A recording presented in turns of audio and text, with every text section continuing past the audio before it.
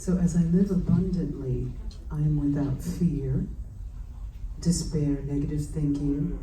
The affirmative thought or the daily word mentioned that there is a requirement for abundant living.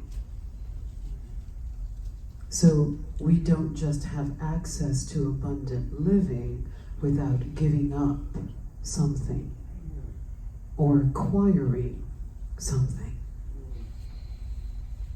And so it's very, very important as truth students to become rigorous in our inner awareness, rigorous in our analysis of this journey, of this spiritual journey that we have embarked upon. Because we're students, and students must study. And students study in preparation for examinations, sometimes pop quizzes, and sometimes gigantic exams that take us from one stage of our existence to the other. So as we think about going from one stage of existence to another, my talk today is about conquering your fear. Are you willing to conquer your Goliath? And as I was contemplating the talk this week, I'm blessed to have a spiritual coach. I'm feeling a call on my life to the ministry. But what I adore about my spiritual coach is that she is making me be very rigorous in my examination of my conscience. Do I want to be a minister because I like to talk to people? Do I want to be a minister because I like being in front of people and I am a natural performer? I've been a singer, I've done some acting. Where is it coming from? And if I'm choosing this path, how am I living? Because the outer must be a reflection of the inner. So as we were discussing this, she has been pointing, she's like a sword. She cuts through my ego. And I'm the kind of student that needs a big kick in the rear end to grow spiritually. Some people need very basic lessons. I tend to really need a push. And so I called her last week in panic, irrational fear. I've been praying, I've been meditating, I've been doing my disciplines that will eventually become blissciplines. But I thought, how can I speak to this community? I always say to God, what would you have me say if I don't reveal my issues? How can I desire more for you and admonish you and point the finger as 3 fingers, 4 are pointing back at me without looking at where I fall short?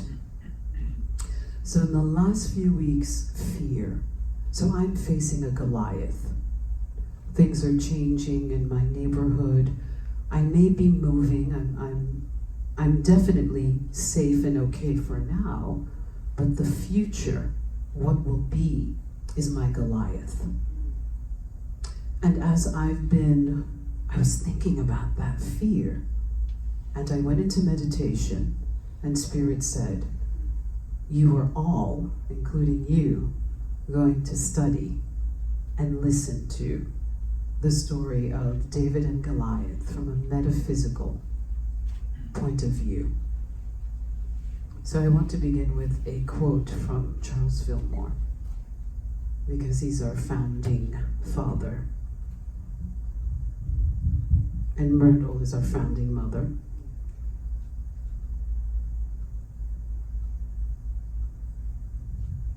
So how can I encourage others to know God, to trust God, if I'm in a vibration of fear?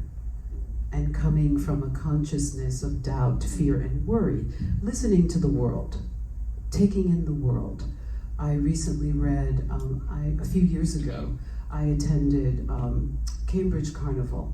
I was born in Haiti, and I enjoy attending Carnival. I'm laughing because my mother does the rosary all day for everyone at Carnival, because she said, I wish I could chain you up and put you in a closet so you wouldn't go, because I worry all day, but I do the rosary for everyone. And when you get home, I stop praying. So my mother holds everyone up. But a few years ago, I went to Carnival. Cambridge Carnival has been canceled this year. And 3 years ago, I went to Cambridge Carnival. And when you are anchored in God, you get guidance. Whether you listen to it or not, you receive guidance. And so my rule of thumb is I'd start leaving Carnival at 4 o'clock. Because after 4, once it starts getting dark, sometimes things happen. So it was 5 o'clock, and I remember thinking, you've stayed beyond your time limit. And I said to my friend who was with me, we need to go. I just got a very strong feeling that we should go. And as we were walking through the crowds, I just started getting a very bad feeling. And as I observed, there were many, many young people.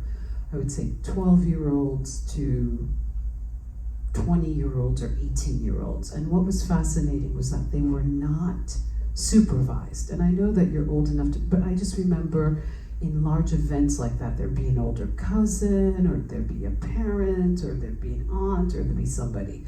And the kids, I'll call them the kids, were behaving quite wildly. And I'm a leftist. You can show some boob, you can show some, I don't care. But there was a tinge of something kind of dark about it. I just thought, this isn't just rebellion. There's darkness here. And as I'm walking through the crowds and observing this, we all suddenly hear, someone has a gun. Someone has a gun. And I look behind me, and I love heels, so I wear these high heels, and there is a stampede of about 100 people running for their lives. And they're behind me, and I used to run track, but I haven't done that in a long time. And in my high heels and in that dress, I had this maxi dress, I held it, and I ran for my life. And I ended up being in a group with my friend and 3 foreign students. They looked like they were Europeans, maybe they were Harvard students, I don't remember. We were in a small group, and we were all running for our lives. And we ended up, and everything comes back to you. I used to hang out in Cambridge, so I remembered a shortcut because I used to go to the garment district to get secondhand clothing and things, because I used to paint in college, and I knew all the back ways. I have not been in Cambridge for years, and I knew the back ways behind. And these 3 followed my friend and I, and we're literally running for our lives. And we finally come to a quiet area. We're finally away from it all. And I remember my friend was next to me, and the 3 students were there, and we all looked at each other and shook our heads in heartbreak. And I knew they would never come back to anything where there were a whole bunch of kids of color. And I will say it. I will say that. And I thought, I will never come back, because I have never been more afraid for my life than in those 10 minutes of running for my life. And so my friend and I turned to each other and said, we're not telling our mothers. We hope it's not on the news.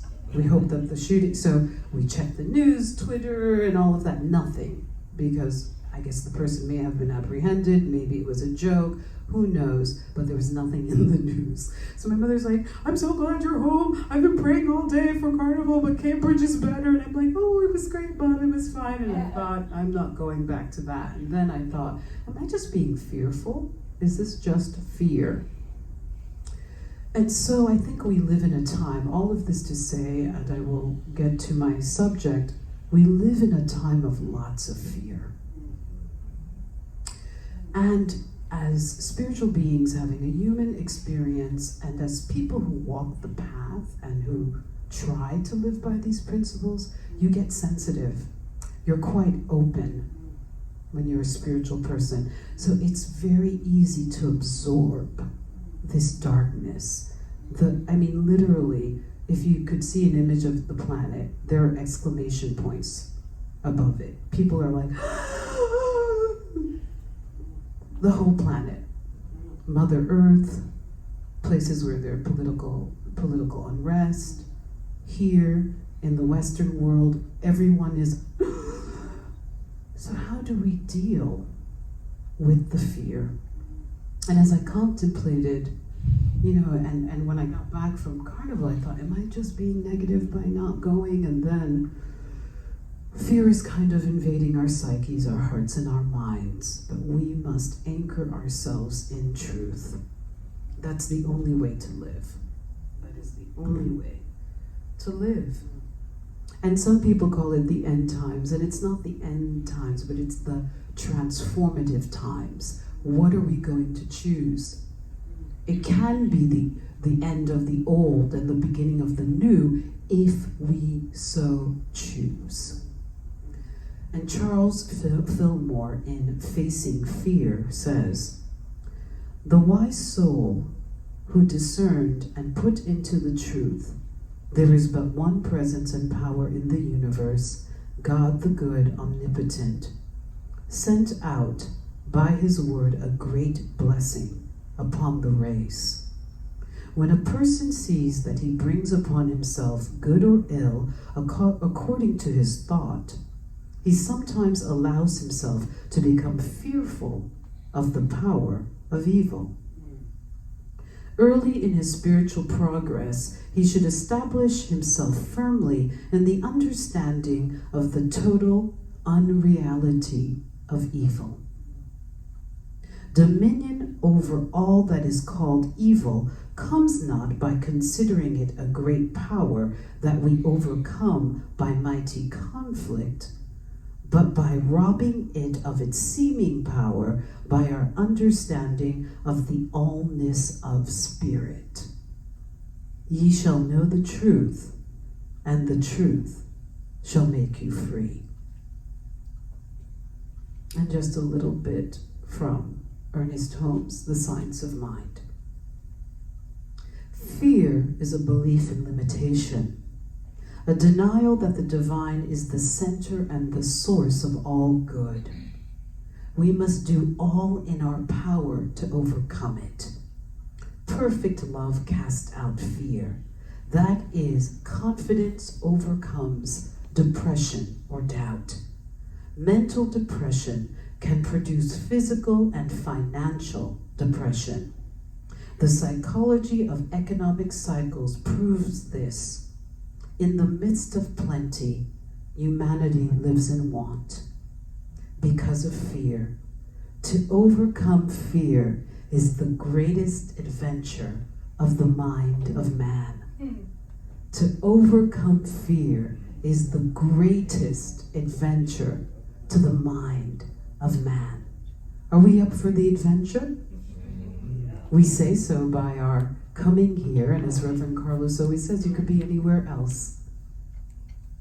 Overcoming fear is the greatest adventure to the mind of man. So, Samuel chapter 1, verse 17. I'm going to read a little bit here. The story of David and Goliath is told in the 17th chapter of Samuel 1. It is one of two stories that presents David as king, that presents David to King Saul.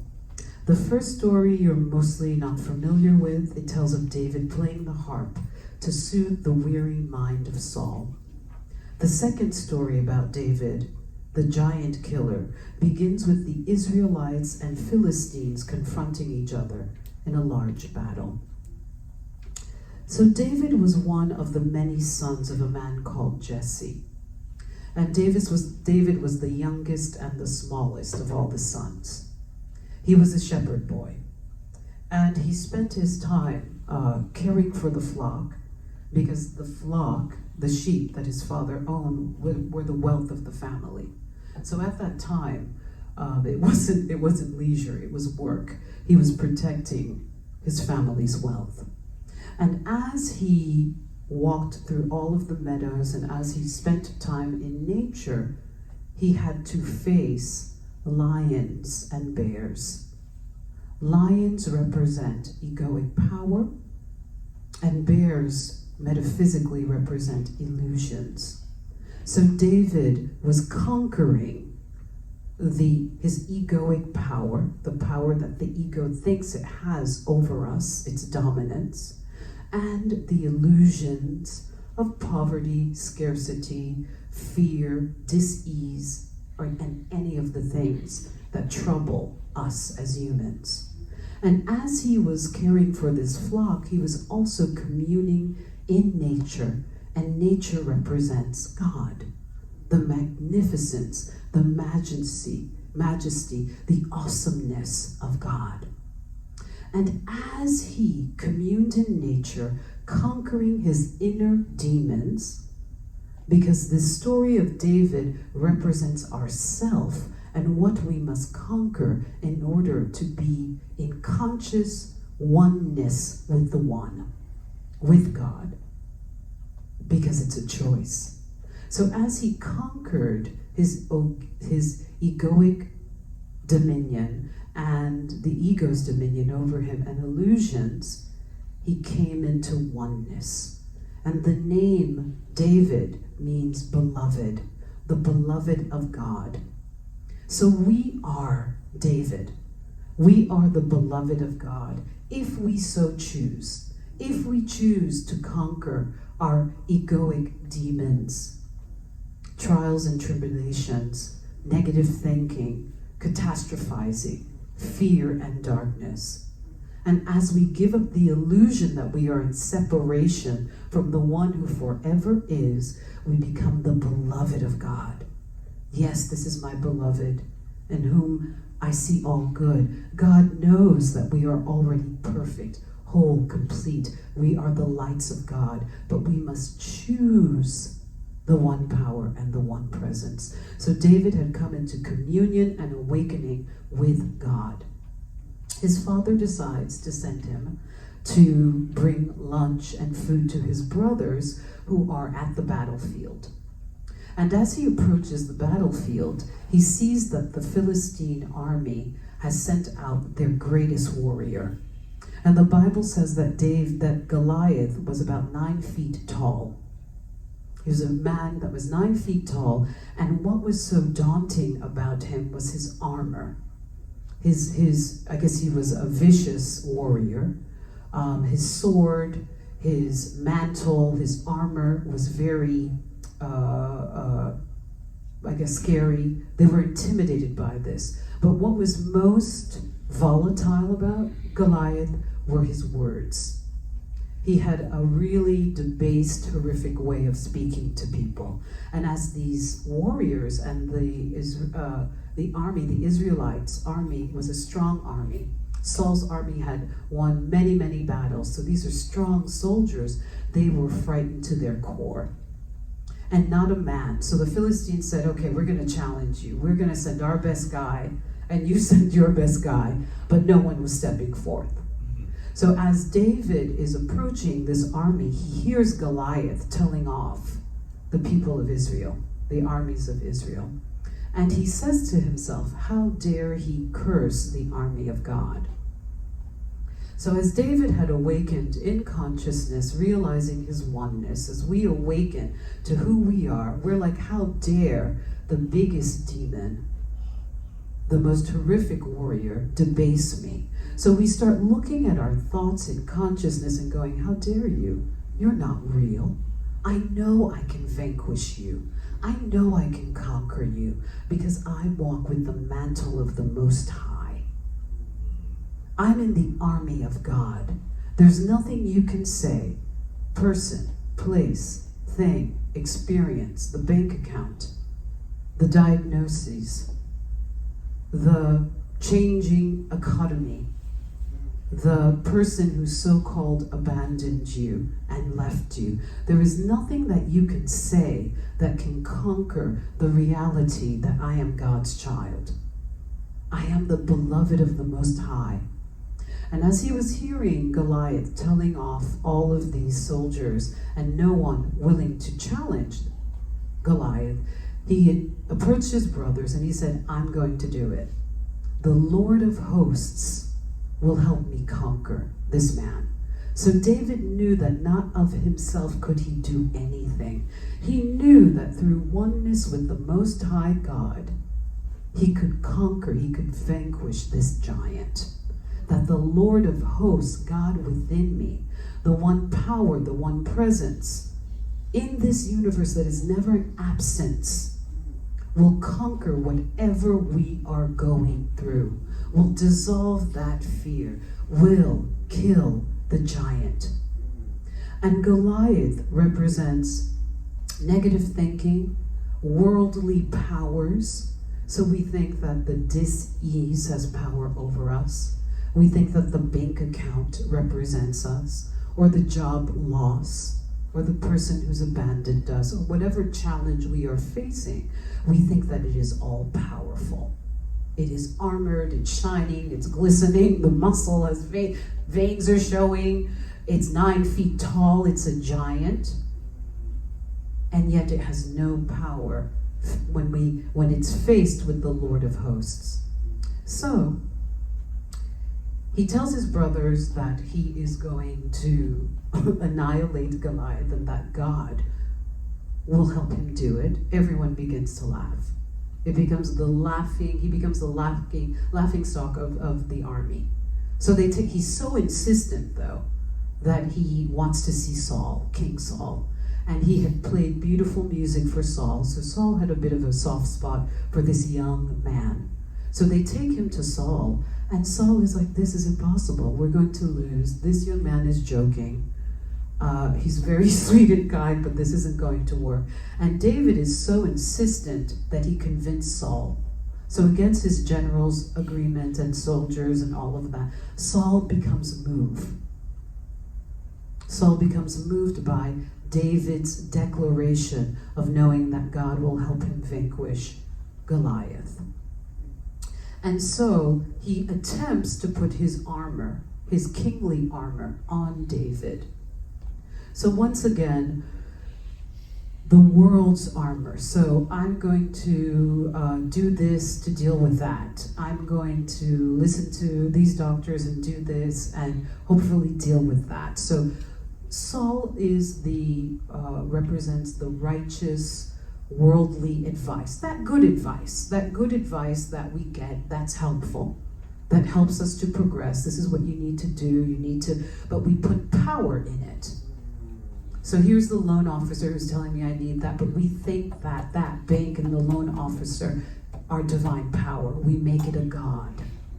So Saul is that God with a small g when you use the things of the world to progress. And yet, it's not the answer. We all know that. There's some really good solutions that when we're facing a giant are usually not the answer, even though they're excellent solutions. So Saul was putting that armor on David was the excellent solution, but it didn't fit David. So David looked ridiculous. He couldn't stand with it. It was too heavy for him. So he had to let it go. And Saul just crossed his fingers and hoped for the best and kind of let it go. David left the castle and that was it. And on the way to the battle with Goliath, David picked up 5 stones. And the 5 stones, there's some beautiful metaphysical meanings to the 5 stones. The first stone represents form or matter, the body. How we think that our bodies have power. We think that just by our physical selves, we can do anything, we can conquer anything. It's still egoic. With my strength and my will and my body, I can conquer. The second stone represents feelings and emotions. If I have the gumption, if I believe, if I just feel good about it, if I'm confident. The third are memories and thoughts. Oh God, I'm going to think myself into doing this. It's going to work out. Or it's not going to work out. Volition, free will, desire. I just want things to get better. I just want them to get better. And consciousness. What am I going to do? The I. Self-awareness. So the 5 stones represent egoic awareness. So David faces off with Goliath with 1 stone and with 1 shot of a smooth stone. He's able to hit Goliath in the middle of his head. The Bible says that it presses into the head of Goliath and he falls to his death. And later, David becomes king. All of the men are in awe. The Philistines, actually, at that point, the army of Israel is able to fight off the Philistines. There's a very long war, but they win. And at his death, David vanquishes 4 giants. So through the book of Saul, David didn't just kill 1 giant. By the time he was 100, he had helped the army to kill a 4th giant. So he conquers and kills 4 giants with the power of the Lord of hosts. So how do we kill our Goliath?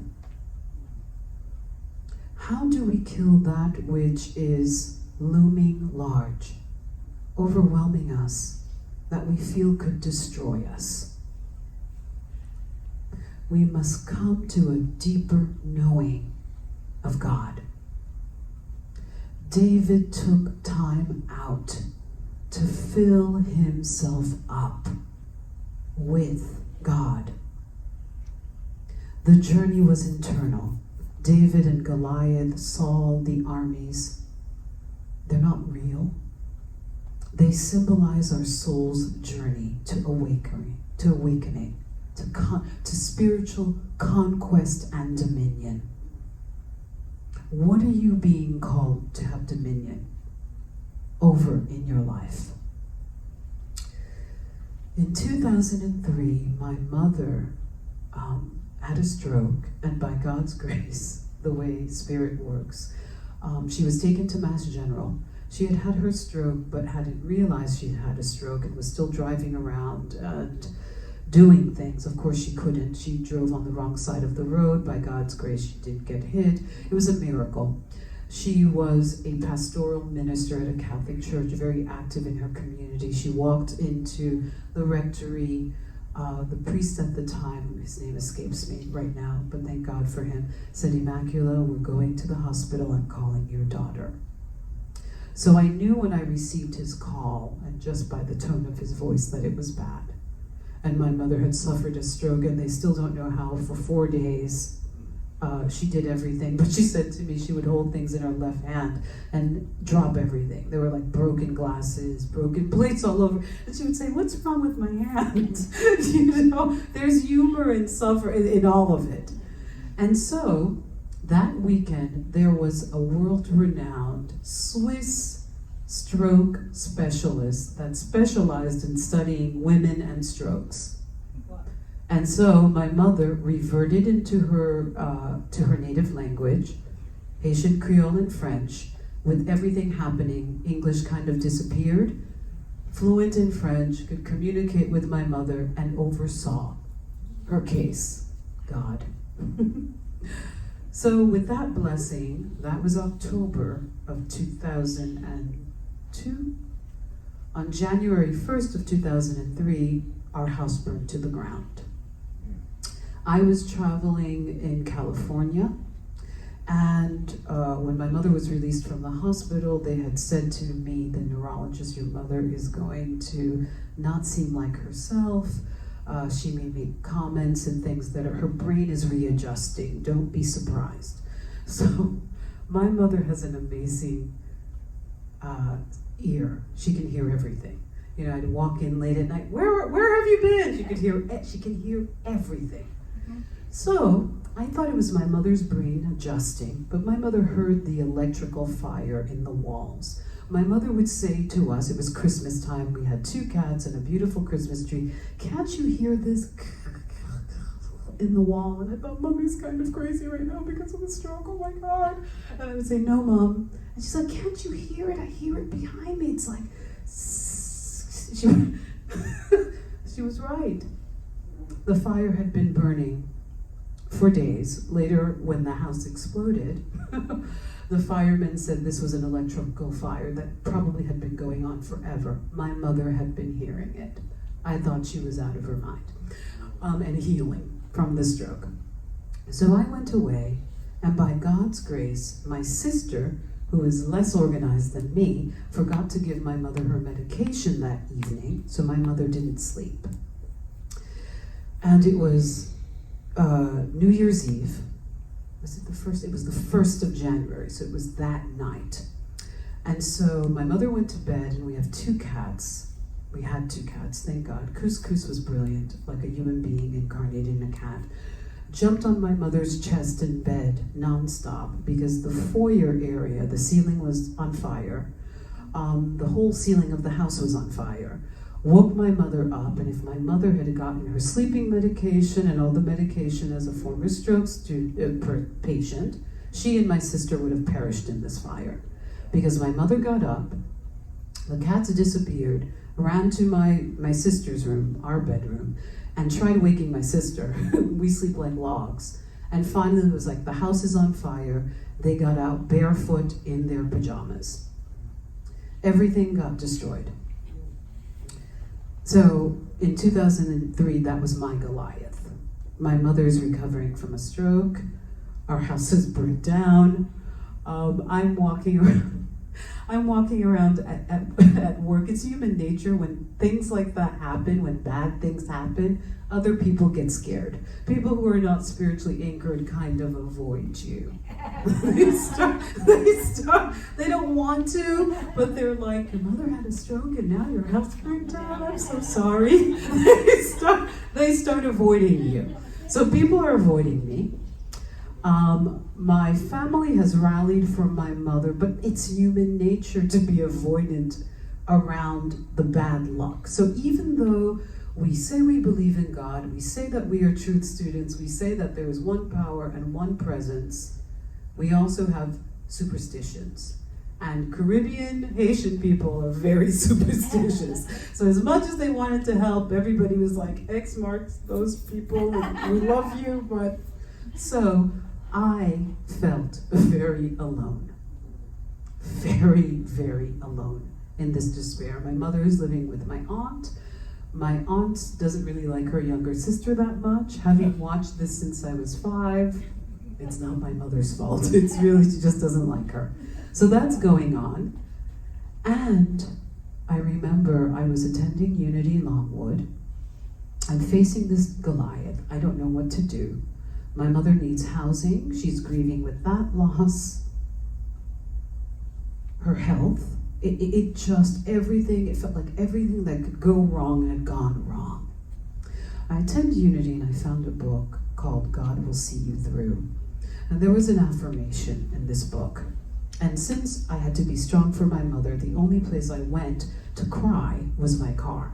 So I would sit in the car and go like, I'll be right back. I'd go to the supermarket and I'd sit in the parking lot and just cry from all of the stress of everything that had happened. And I remember thinking, because thank goodness some of these truth lessons had finally gotten in, this is a vacuum. This is a vacuum. This is an open space. The house is burnt down, that's gone. But this is a space in our lives. And there are 2 choices you have, Martine. You can do what most people do, which they get hypnotized by what has happened. Because you hear these people who go, it hasn't been good since Mommy died. It hasn't been good since Jason broke his leg in 1963. It hasn't been, since the tornado of 1901, things haven't been good. You know that's what we do. We use these challenges, these Goliaths in our lives as markers, and they become entrenched in our psyches, and then we claim that from this point on, things were never the same. So I knew that was my human tendency, that I would be seduced to do that because things were really crazy. So they probably would never be. You get frightened. You become paralyzed with fear. You're like, it'll never be good again. And I said, this is a vacuum, so I have a choice to consciously put into that vacuum what I desire. If I say it's never been good since the stroke and the fire, it never ever was good again, that's what I'm going to create from. Or if I know, and I said this affirmation 400 to 500 times a day because I couldn't have acted like a normal person without it. And it was, God is in control. Nothing but the best can result, for God's law of good is working for the greatest good of all. God is in control. God shows me the way. God is in control. God leads and guides and directs my life. Over and over as I cried hysterically in the car and all of that. At one point, my aunt, my mother's loving sister, says to me, my hospitality is over. And I say, of course, it goes from bad to worse. And so I say, you are her sister and mommy doesn't have any place to go until we figure out how. I don't care. I said, how do you not care? I screamed so much. I was so upset I lost my voice. So God will also shut us up. I was so enraged and angry that there was no one there. That family had kind of abandoned us in the worst because people are afraid. And then people's issues come up, and when you're, the test, you're on the ground, someone thinks, why don't I kick them? But all of this is occurring so that we can face our great Goliath and be like David and know that the Lord of hosts will see us through. If we anchor ourselves in this truth, and sometimes I had to teaspoon feed myself with that affirmation. I didn't know it. I was crazy with rage and fear. But I had to know that there was this vacuum, and whatever I put into it would manifest. And since I was the one who knew these principles consciously, I could help the whole group. I could help my mother. I could help everyone if I stayed anchored in truth. So my aunt, so I have bad cop, good cop. And then I have another aunt who's a lovely person who's like, okay, here are some places you can look for housing for your mother. Call all of those places, 5-year wait list. I'm so sorry, this is not happening. I'm so sorry for your loss. Because I didn't even have to fake a sad story. It was a sad story. 5-year wait list everywhere. I'm saying this affirmation. I'm taking my mother to every appointment under the sun. Wow, what a time. And as I'm saying, and one day, so there was this one particular place that I thought would be perfect for my mother, near green space, close to the mean aunt and the nice aunt, but close to her sisters. And so I was calling all the time. You're a bit out of your mind. When you're going through such adversity, you can be a bit out of your mind. So I'm calling all the time, and they're going, Miss, you've called all week, it's still 5 years. Sorry. And so, insanity, calling all the time. And I remember this place saying, we're on such and such street. And I said, well, I know this neighborhood, I know this town. I don't know that street. And they're like, well, we're on such and such street. But basically they want to say, it doesn't matter, it's 5 years. So come put yourself on the list anyhow. As I'm saying this affirmation, day in and day out, I'm driving with my mother. I look over, and the street that I could not in my mind visualize is right there. And I heard a voice that said, go there now. I'm in the left lane. Anytime I drive over 20 because of my mother's stroke, she gets very nervous, and I cross 4 lanes of traffic. And she goes, oh my God, you're going to kill us. What are you doing? And I said, Mom, we're not going to the doctors today. You're going to miss physical therapy. I don't know. I have to go. We have to go here. And my mother, well, she didn't say anything. I guess she was just stunned by me almost killing us. We get to this apartment building for seniors, a very lovely place. The receptionist lets me in. buzzes us in. Oh, hello, do you have an appointment? I said, I'm here to see Cheryl. She goes, what's your name? And I said, Martine Bernard. And she goes, you don't have an appointment. And my eye, I noticed that the office was right there. I go, Miss, where are you going? You don't have an appointment. And I sat myself down and God said, let your mother speak.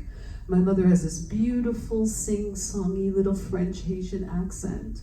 And she was in awe of what God had done, that God saved her from the fires of the inferno. We were afraid to tell her the damage, and my mother wanted to see the house, and my aunts and uncles were like, she's gonna fall into depression even more if she sees this house. I took my mother. She insisted. She stood in front of the house and said, Jesus, you saved me from the fires of the inferno, my mother's faith, and began to praise God in front of ashes. So my mother tells this story, and this woman, Cheryl, who looks like, who the heck are these two people in front of me who don't have an appointment? She's like, ladies, I'm very sorry for your loss and everything you've been through, but it's a 5-year wait. Okay, we leave. My mother's like, why did you do that? We didn't have an appointment. They've been telling you, I don't know what we're going to do, but God will figure it out. But I actually go back to my aunts because we can't go to the appointment. A week later, Cheryl calls me and she says, I don't know why I'm doing this. So you guys can't tell anybody. I don't know why I'm doing this. I never do this, but I'm putting you at the top of the list and you will be able to move in a month from now. But if you ever tell anyone, I will lose my job. And I don't know why I'm doing this. So a month later, my mother moved into a lovely apartment. And I knew it was because I said my affirmation. I declared and knew that the Lord of hosts was going to vanquish my Goliath. And I knew with half of the faith of a mustard seed. I wasn't even coming from a place of strength. I wasn't coming from a place of certainty. I had so much fear and despair. But I knew from this teaching that if I had the courage in the midst of hell to declare the truth of my being and that God was all powerful, that God would vanquish my Goliath. God will vanquish our Goliaths if we trust in the Lord of hosts. And so it is.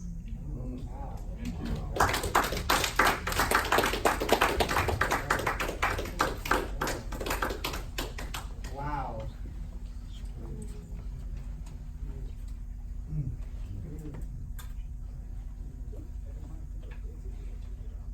Voilà. Thank you. Oh. Thank you. Wow. Saying problems I didn't know. Wow. Spirit, work through me. Miracles await us. Miracles await us. Trust in God, no matter what's happening. Do the littlest of things. That affirmation is all I could do. I couldn't meditate. I couldn't pray. I was in so much fear. These principles work if we use them. Amen.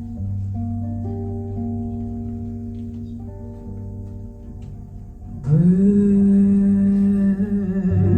flying high, you know how I feel.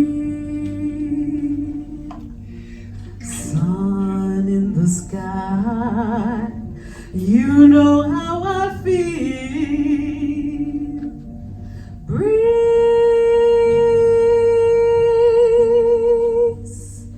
drifting on by, you know how I feel. It's a new dawn, it's a new day, it's a new life for me. It's a new dawn, it's a new life for me. And I'm